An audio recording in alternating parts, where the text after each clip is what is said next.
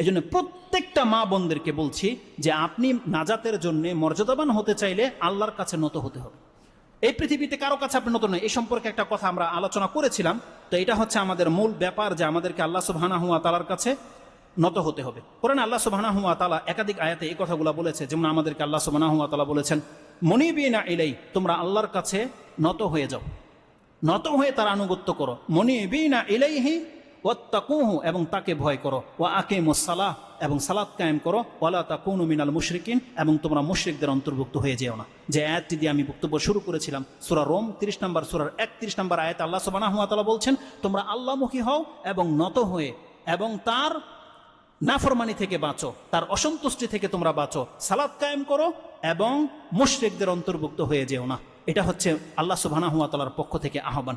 আল্লাহ সুবহানাহু ওয়া তাআলা নবীর স্ত্রীদেরকে, যারা অত্যন্ত পবিত্র ছিলেন, তাদেরকে আল্লাহ সুবহানাহু ওয়া তাআলা বলছেন, দেখো তোমরা অন্য অন্য মহিলাদের মতো নও।